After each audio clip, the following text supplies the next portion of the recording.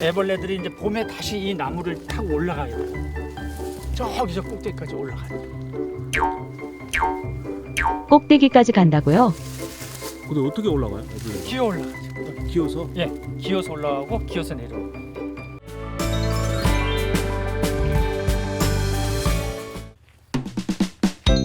이른 아침 국립수목은 어디론가 급히 가는 한 사람이 있는데요. 저기 갑자기 나무 아래에 앉더니 낙엽을 손으로 뒤지기 시작하는데요. 무엇인가를 잃어버렸을까요? 뭐 하시는 분이세요? 예, 저는 국립수목원 생물다양성연구과 곤충 분류실에서 근무하고 있는 손정달입니다. 제가 하고 있는 것은 현장 전문가로서 나비 모니터링 또한 그 분류 연구실에서 하는 연구로 진행되고 있는 연구 과제에 참여하고 도와주고 있습니다. 나비를 연구하는 분이 낙엽을 파는 이유가 궁금한데요. 향긋한 봄날에 만나게 되는 다양한 나비들의 세계, 그 신비로운 세계로 지금 출발합니다. 풍계나무 아래에 앉아서 무언가를 열심히 찾고 있는데요. 과연 무엇을 찾고 있을까요? 요게 이제 먹은 시큰이 애벌레들이 이제 월동하기 전에 낙엽이 이거 이제 풍계나무 잎이거든요. 이는 네, 이게 풍계나무.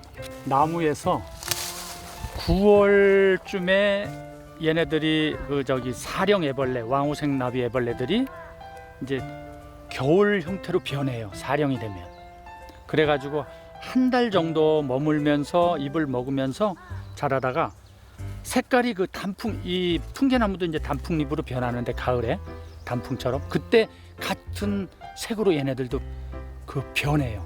단풍색을 변하는 과정을 거쳐가지고 10월 말쯤에 갈색으로 변하면서 이 나무 줄기를 타고 이제 내려오는 거죠, 밑으로. 그래가지고 여기서 이제 낙엽 밑으로 들어가서 겨울을 나는 거예요. 근데 지금 오늘 이제 제가 여기서 이제 설명드릴 것은 풍계나무를 먹이로 하고 있는 왕호색 나비, 흑백알락 나비, 이제 수노랑 나비를 오늘 찾아보려고 그런 겁니다. 나비들에 대해서 좀 더 알아볼까요? 이제 왕호색 나비, 요 좌측에 있는 것들이 암컷이고, 암갈색을 띠는 것이, 요 청남색을 띠는 것이 이제 수컷입니다. 이제 여기 암컷이 되고요, 여기 수컷이고. 나비들은 이렇게 이제 다 암컷이 커요. 색깔도 이제 수컷이 더 화려하죠. 암컷은 약간의 좀 어둡고 좀 둔탁하죠, 색상이. 대부분 다 그래요. 광택이 있는 것이 거의 수컷이에요. 이 나비는 주로 이제 6월 상순경에 이제 발생하는데요. 그때 나와가지고 8월 말 9월 초까지 살다가 이제 죽죠.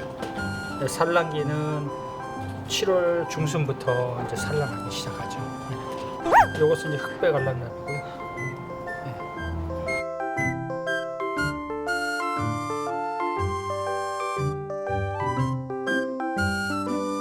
얘들은 이제 풍계나무를 먹이로 사는 나비들이에요.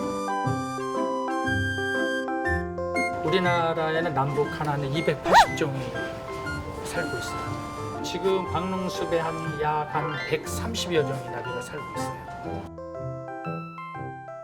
이 오색나비 악과는 우리 한국에 한 11종 정도가 살고 있어요.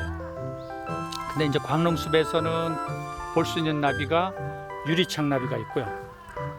순노랑나비, 왕호색나비, 흑백알락나비, 홍점알락나비 이런 나비들이 이제 광릉숲에서 살고 있습니다. 그 주로 먹이가 풍계나무가 먹이에요. 풍계나무가 풍부한 광릉숲에서 생물 다양성하고 관련돼서 광릉숲은 굉장히 풍부한 식물성을 가지고 있어요. 그 먹이사슬 관계에서도.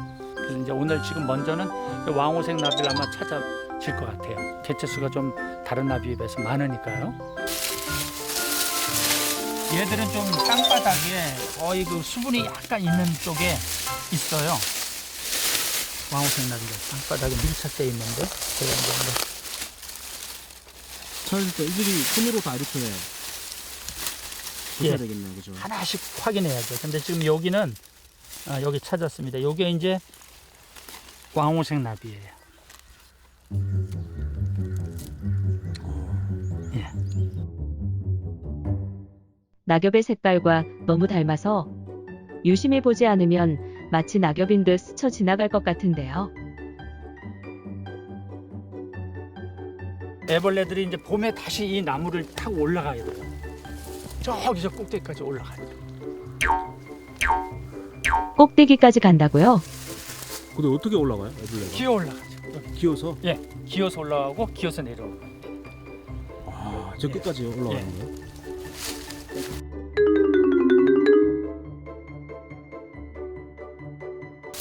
얘네들이 그 살아가는 게 그게 쉽지가 않죠. 천적들도 또 많고. 원래 사실 그 알을 100여 개를 낳는다면 거기서 살아남는 것은 한 두세 개 정도가 살아남는 거죠. 그게 이제 커가지고 나비로 나오는 그 퍼센티지를 이제 볼 수 있는데요. 그렇게 살아나기가 힘든 거예요. 이게 먹이사슬과 연결돼 가지고. 오색나비 아까는 대부분 알에서 부화되는 기간이 한 7일 정도예요. 일주일 정도, 6, 7일 정도인데 그 정도 되면 이제 부화돼 가지고 이제 입으로 이동해서 입 끝에 머리를 이제 저 옆병 쪽으로 두고 거기다 자리를 만들어요. 근데 그냥 붙어 있는 게 아니고 입에서 실을 뽑아요. 명주실 같은 걸. 그래서 거기다 자리를 만들어서 거기에 붙어 있는 거죠. 그 다음에 1령, 2령, 3령, 4령을 경과해 가지고 4령 때 이제 나무를 타고 내려와서 이제 낙엽 안에서 겨울을 지나는 거죠. 그 다음에 이제 봄에는 이제 한 풍계나무가 잎이 피면서 한 4월 말에서 5월 초에 이제 올라가거든요. 여기 또 올라갑니다. 이 저 꼭대기까지 올라가서 거기에 이제 잎을 이제 먹기도 하고 이렇게 가지 분재 붙어서 한 일주일, 한 10일에서 12일 정도 되면은 또 얘네들이 거기서 이제 탈피해요. 먹고서 목이 잘 녹해져요. 입에 붙어 있던지 아니면 분지 요 가지에 이렇게 붙어서 있다가 한 12일, 한 2일 그 정도 12일에서 한 15일 정도 2주 정도도 이제 있다가 탈피를 해요. 그때 이제 허물을 또 벗어요. 그러면 이제 오령이 되는 거예요. 오령에서는 한 2주 정도 이제 2주 정도 먹고서 이제 몸이 이제 굉장히 커요. 그때는 갈색에서 탈피하면서 먼저 그 엷은 녹색으로 변해요. 이 잎하고 같은 보색을 띠는 거죠. 저 꼭대기 있던 애벌레들도 한 중층으로 내려와서 적당한 잎 뒤에 가서 옆병 가까이에 또 실을 뽑아요. 입에서 실을 내 가지고 꼬리를 그쪽으로 붙여 가지고 이제 매달려요. 그래 가지고 한 2일 정도 그 2일 정도 붙어 있는 것을 앞번데기라고도 얘기를 하죠. 근데 앞번데기 과정을 거쳐서 2일 안에 번데기가 되고 이제 번데기 된 상태에서는 한 2주 정도, 한 14일 정도 되면 이제 우화가 되는 거죠. 겨울이 돼서 이제 내려오기 전에 풍계나무 잎이 변해요. 어떤 데는 이제 단풍잎처럼 또 변하고 이제 갈색으로도 변하는데 그 과정을 얘도 같이 색깔이 변해요. 보호색으로 변하는데 단풍색으로 좀 약간 변하다가 갈색으로 변해가지고 내려오는 거죠.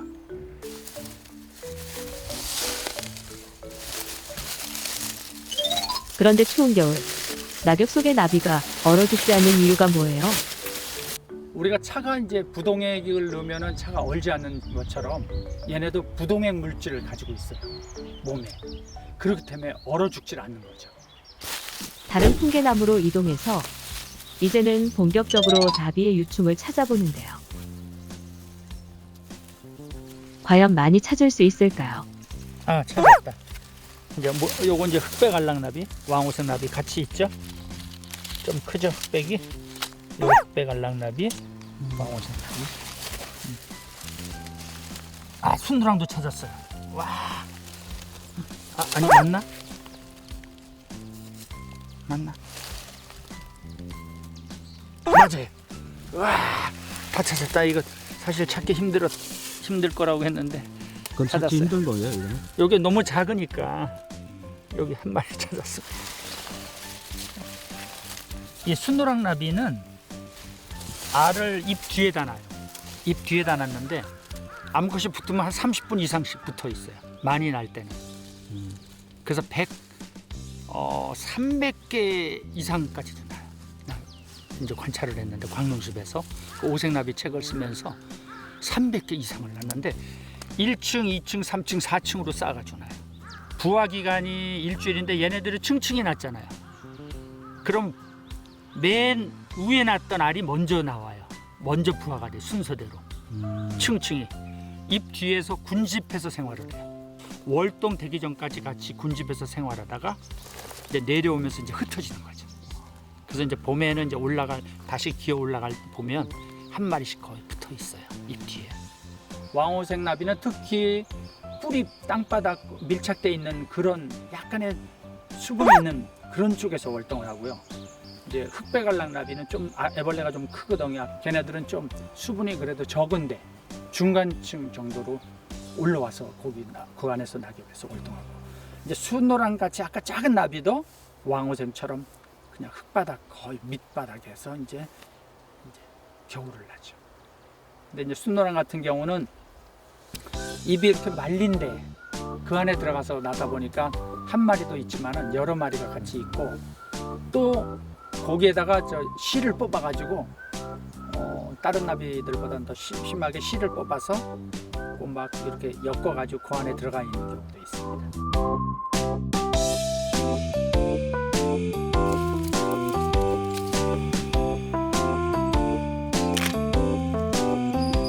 어렵게 찾았던 나비 유충을 가지고 연구실로 이동합니다.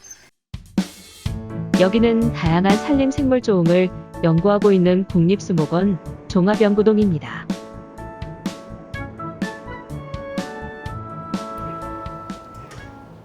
이렇게 월동 들어가게 되면요, 얘들이 이제 그 털이 짧은 털이 빽빽하게 나 있어요. 이게 이제 확대경으로 보면은. 그래서 보면 여기 얘는 이제 흑백알락나비인데, 요거 이제 앞에 있는 한 쌍이 각상돌기라 그래요. 사슴뿔 모양 돌기라고 우리말로 표현할 수 있는데, 여기 한 쌍이 있고 등에 제2복절, 4복절에 한 쌍씩 이렇게 애벌레가 있죠. 이렇게 딱 몸이 줄어들고 뿔도 적어지면서 낙엽 안에서 겨울을 할 수 있게 자기네 몸을 이제 줄여가지고 겨울을 하는 거죠. 이 왕호색은 한 쌍의 뿔이 있고, 이제 사슴뿔도 모양 돌기 한 쌍이 있고, 등에 보면 2, 4, 6, 8복절에 이렇게 한 쌍씩 있어요. 4쌍이 가지고 있어요. 낙엽들이 많이 이동을 해가지고, 여기도 보면 씨를 토해가지고 그 자리를 만들어서 붙어 있는데 지금 그 상태가 아니거든요. 많이 이동했던 상태예요. 얘네들이 낙엽 안에서도 그 안에서도 겨울을 지내면서 움직였던 거예요. 그리고 지금 이제 순노랑 같은 경우는 요게 약 한 7mm 정도 돼요. 평균 체질 길이가. 네. 근데 얘가 지금 얘는 이제 움직여서 이제 이쪽에 붙었는데 이렇게 줄어들어요. 얘네들은 이제 3령으로 겨울을 나는 거예요. 3령으로 나고, 그다음에 이제 또 풍계나무, 얘네들 왕호새, 흑백처럼 올라가는 나무에 올라가는 시기는 뭐 4월 하순 정도 비슷할 거예요. 매년 나비 조사와 채집, 모니터링을 통해서 다양한 나비들의 특징을 확인하고 있고요. 수십 년간의 나비 연구는 의미 있는 연구 데이터로 남아 있습니다. 이 나비가 순노랑 나비거든요. 이렇게 뒤에 붙기를 좋아해요. 이렇게 다른 나비들 보면은 위로 이렇게 앉다든지 바닥에 이렇게 앉다든지 그러는데, 얘네들은 뒤로 붙는 습성이 강하고요. 얘네들은 이제 암컷이에요. 틀리죠. 그래서 이제 수액을 얘네들이 이제 좋아해요. 암컷들은. 근데 얘네들은 암컷만 그런 게 아니라 수컷도 수액을 같이 먹어요. 그 수컷이 아까 왕호색나비처럼 뭐 야생동물 배설물이나 두업 뭐 그런 데 가는 것이 아니라 수컷도 수액만 먹어요. 암컷하고 같이. 이 저 수노랑나비 같은 경우는 수컷을 기준으로 해가지고 이름을 붙였어요. 수노랑나비라고. 그래서 이름이 그 수컷이 노랗다는 의미예요. 수노랑. 매년 발생하는 기후 변화로 인해 나비 생태에 대한 연구가 더 중요할 것으로 보이는데요. 앞으로의 계획은 무엇일까요? 이런 이제 연구를 통해 가지고 이제 수목원에서 이제 오색나비 아까 책을 발간하듯이 다음에는 이제 또 이제 광릉숲의 나비 도감이 또 이제 계획이 되어 있고요. 또 그 다음에 이제 한국산 제피루스 생태에 대한 또 도감이 또 이제 연차적으로 그 계획을 하고 있습니다. 나비가 좋아서 평생 나비를 쫓아다니며 연구에 열중하는 손정달 현장 전문가. 앞으로의 연구도 나비의 날갯짓처럼 헐헐 멋지게 비상하기를 바라봅니다.